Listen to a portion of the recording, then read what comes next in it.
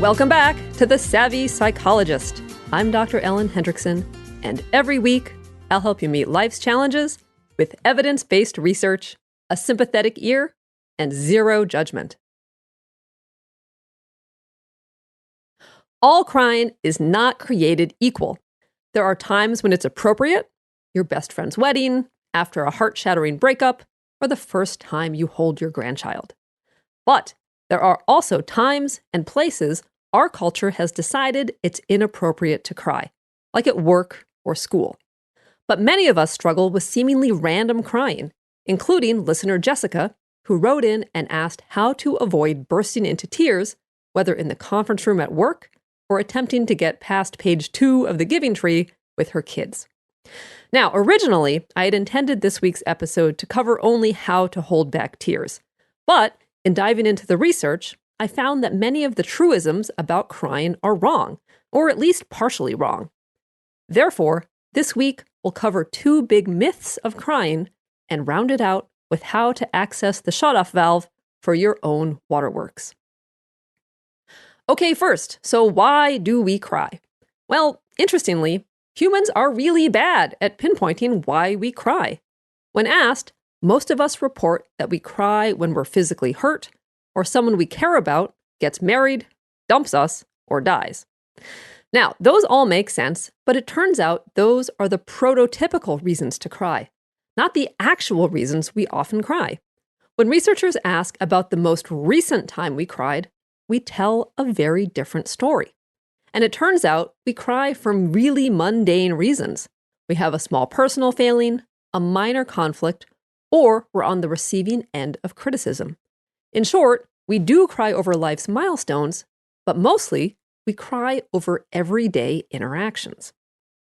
Okay, next, let's look at the idea that crying makes you feel better. Again, this is an area where popular perception isn't the whole story.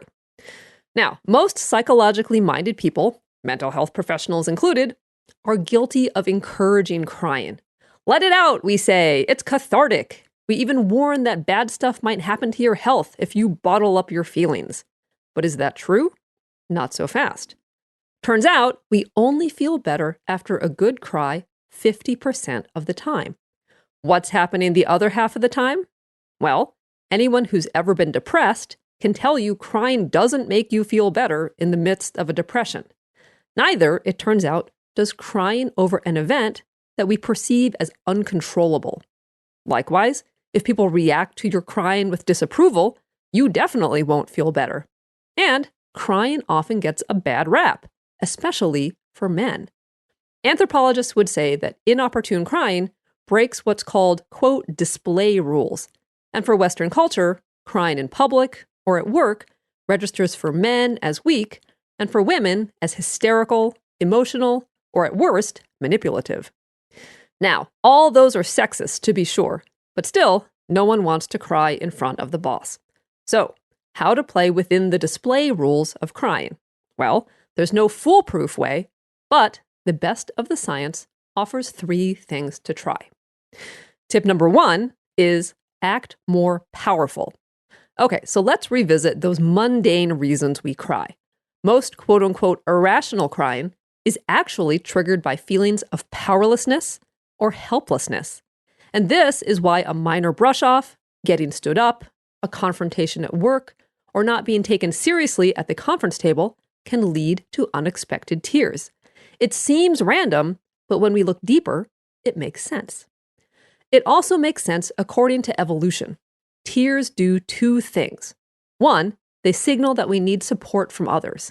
And second, they diffuse aggressive situations. A study in the uber-prestigious journal Science found that women's tears contain an odorless chemical that reduces testosterone levels in men. Now, at the time that study was published, the popular press spun it into crying turns men off, but in evolutionary terms, it's super practical, signaling to potential partners that what she needs when she's upset is some support rather than a roll in the hay. Evolution aside, the way to hold back tears when you're undercut or disregarded is to act more powerful in the moment. Try this. If you feel tears coming on, channel your inner boss. Be assertive. Take up space. Stand up straight. Put your hands on your hips. Act like you own the place. Politely, of course. If you're a customer or a patient, remember the outlet in question works for you.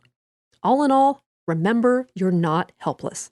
You have rights, dignity, and a voice.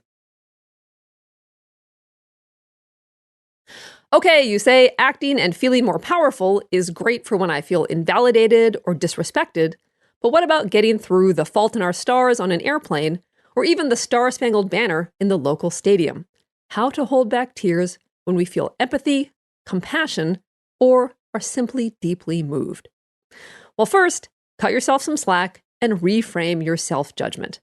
Think of yourself as someone who feels deeply, who sucks the marrow out of life. Thoreau would be proud. But if you're welling up at a commercial not involving injured puppies and a Sarah McLachlan song, compassionate crying can feel awkward, especially if you're in public. So try this. Tip number 2, arrange your face. Participants in a research study at Columbia University were told they were taking part in a brainwave monitoring study. Monitoring electrodes were placed on their face, and they were instructed to keep as still as possible because movement would compromise the data. Then they watched a series of both neutral and emotional videos. What happened? Well, the study, which wasn't about brainwaves at all, instead found that inhibiting facial expression decreases the strength of emotional experience. Emotion determines your expression, to be sure, but it turns out your expression also determines emotion.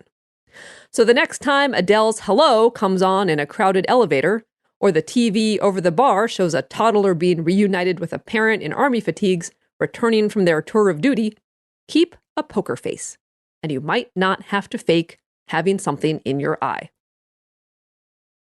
And tip number 3 is breathe slowly. No matter the trigger, if you do find yourself crying, you can rein it in faster by breathing slowly.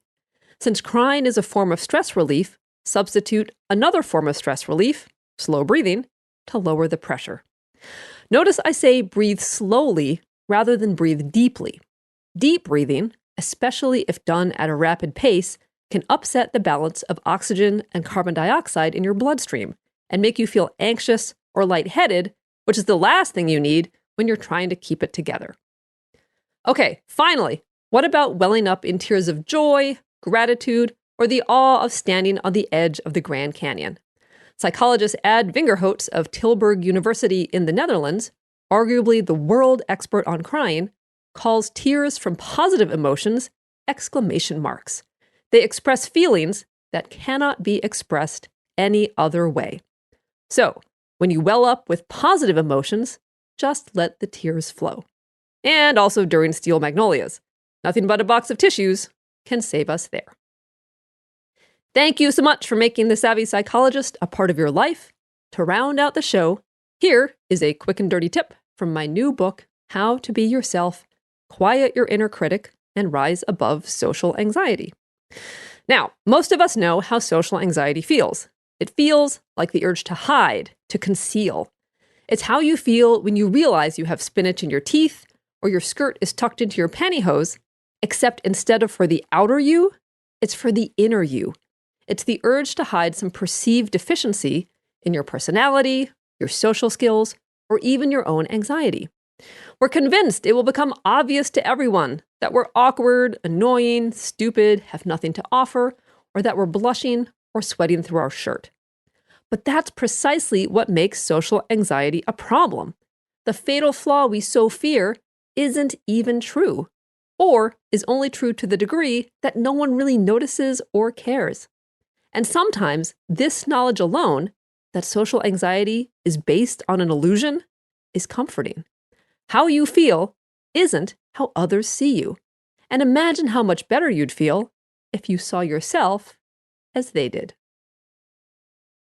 Pick up How to Be Yourself wherever you like to get your books, and no matter where you buy it, please leave an honest review on Amazon. Reviews make a big difference and help new readers find the book. It's already in its second printing, and I've been overwhelmed by heartfelt messages from readers and listeners all around the world. So thanks from the bottom of my heart for all your support. As always, The Savvy Psychologist is strictly for informational purposes and doesn't substitute for mental health care from a licensed professional. As always, have a wonderful week, and I'll see you here next Friday for a happier, healthier mind.